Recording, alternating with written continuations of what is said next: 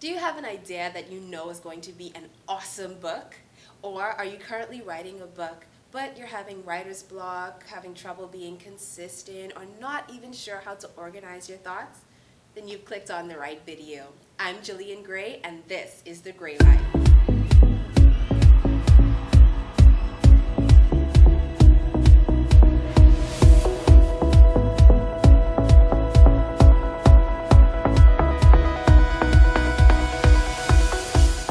So for those of you who don't know me, my name is Jillian Gray, and I am the editor and content creator of Faith Over Fear magazine. I'm a dance minister, and I'm currently writing my first book entitled My First Love, A Call from Ritual to Relationship with God.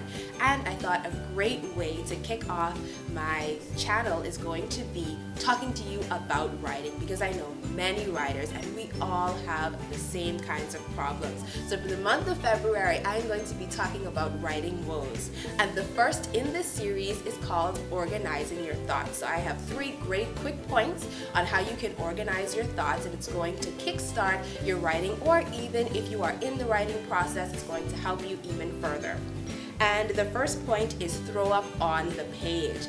Listen, you have great ideas, but you need to get them out of your head and just throw up on the page. I always have a book or something nearby, or even my phone, because I always just want to have a quick something that I can write on. And you're going to need to have something where you just can put all of your ideas on there. You have a concept, you have a goal that you want to achieve, but just throw up on the page. Just take all of those things out of your head and put them on the page. And then the second point, once you've already thrown up on the page, is organize what you have written. Like I said, I have things everywhere.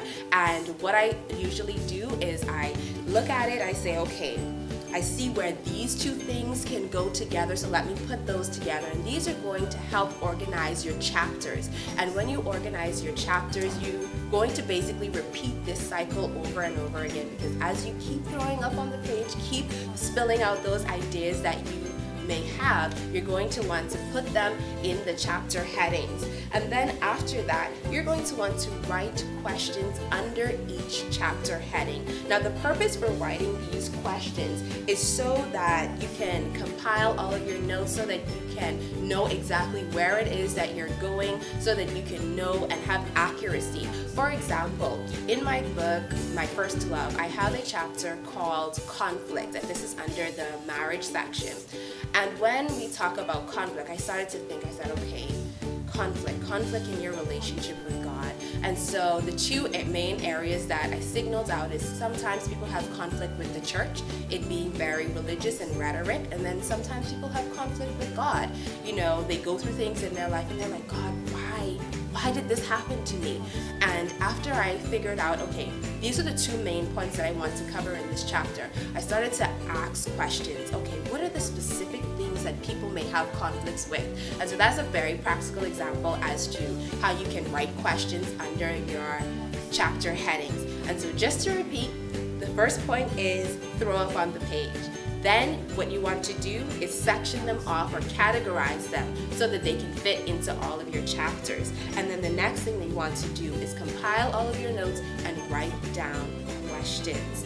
I want to encourage you to keep on watching Writing Woes so that you can be encouraged to go out there and write that book. And listen, if you just clicked on this by happenstance because you have an idea for a book but you're not sure if you should write it, I want to encourage you to write a book, whatever it is that you may want to produce, whether you are creative in the arts, in terms of music, or in terms of paintings. I want to encourage you to create, because what it is that you create is a time capsule of knowledge and revelation. So please create, and please continue to watch Writing Woes.